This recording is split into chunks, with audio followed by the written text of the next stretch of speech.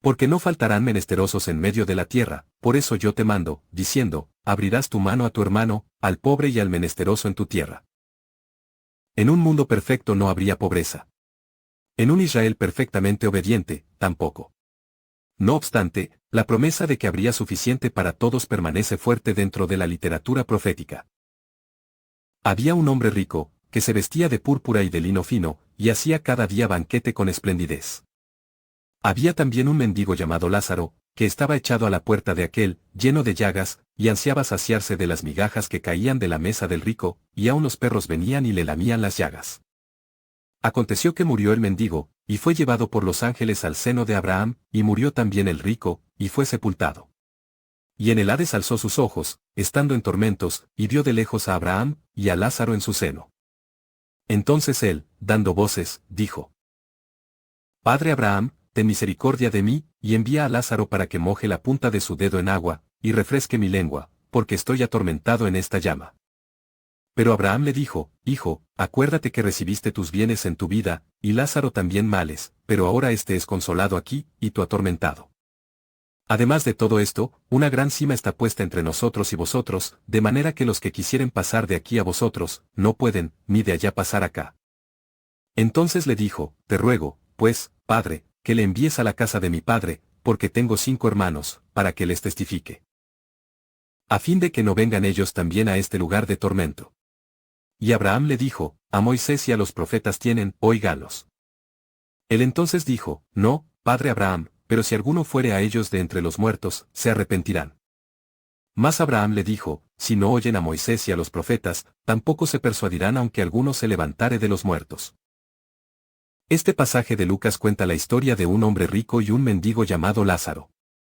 El rico vivía en el lujo y el egoísmo, mientras que Lázaro se alimentaba de las sobras de la mesa del rico.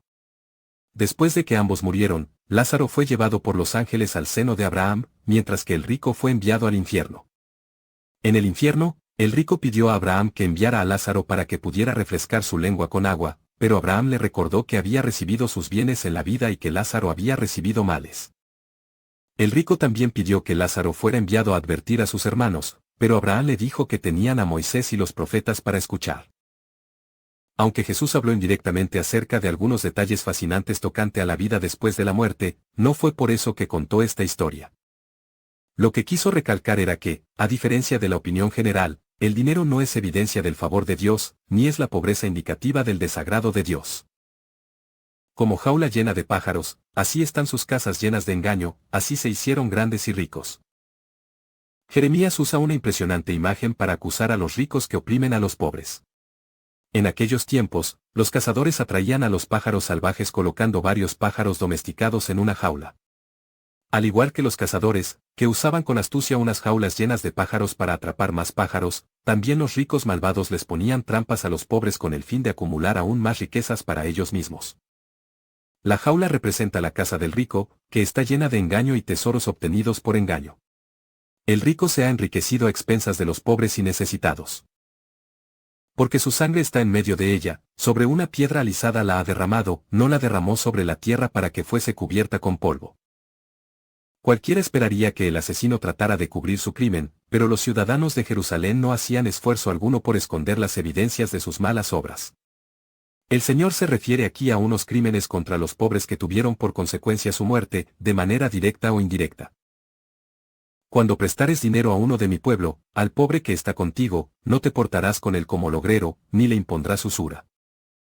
Este mandato tiene más que ver con la ayuda a los pobres, que con la definición de la ética en los negocios. No nos está prohibido ganar dinero con nuestras inversiones. No obstante, debemos tratar con compasión a los necesitados, en lugar de verlos como una oportunidad de hacer dinero fácil.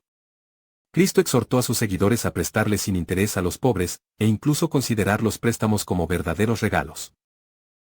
Y si prestáis a aquellos de quienes esperáis recibir, ¿qué mérito tenéis?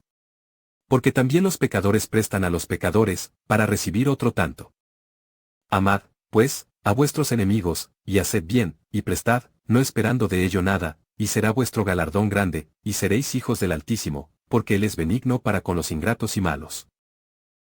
Jesús nos enseña que no debemos prestar con la intención de recibir algo a cambio, sino que debemos prestar por amor y compasión hacia los demás. Porque todos vivimos de prestado, ricos y pobres, en este mundo el cual da pruebas del cuidado universal de Dios por quienes lo merecen y quienes no lo merecen. Los malos también pueden gozar de la creación de Dios, buena salud y sustento físico. En el nivel espiritual, Dios extiende su gracia para salvación a toda la humanidad, de la cual nadie es justo ni está libre de pecado. No tomarás de él usura ni ganancia, sino tendrás temor de tu Dios, y tu hermano vivirá contigo. No le darás tu dinero a usura, ni tus víveres a ganancia.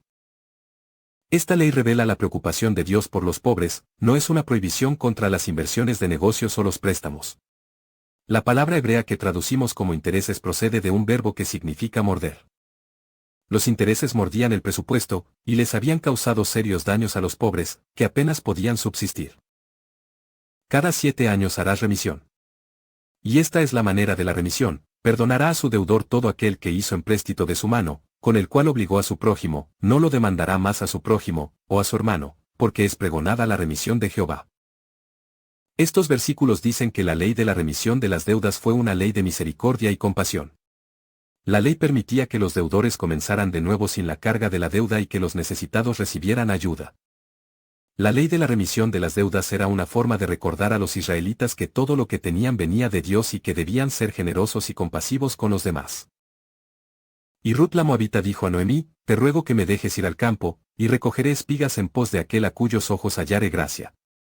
Y ella le respondió: ve, hija mía.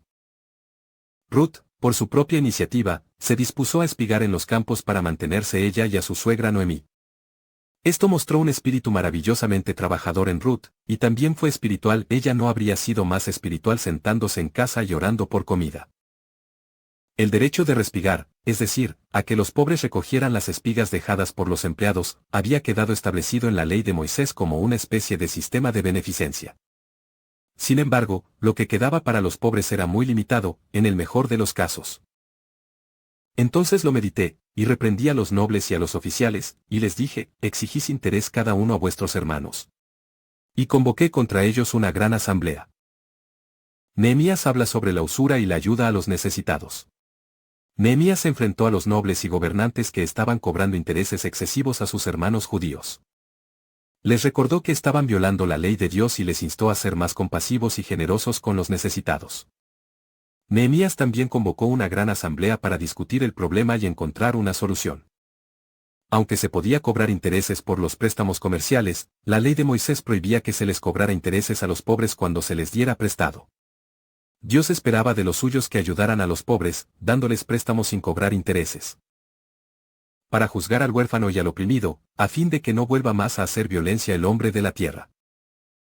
Al pueblo de Dios siempre se le ha indicado que cuide de los pobres, huérfanos y oprimidos. Deben reflejar el profundo interés de Dios mismo por los afligidos de la sociedad. Sin embargo, el pueblo no siempre estuvo a la altura de las órdenes divinas. Los profetas de Israel reprendieron con frecuencia a su sociedad por descuidar las claras órdenes de Dios en cuanto a cuidar de los menos privilegiados. Él levanta del polvo al pobre, y al menesteroso alza del muladar, para hacerlo sentar con los príncipes de su pueblo.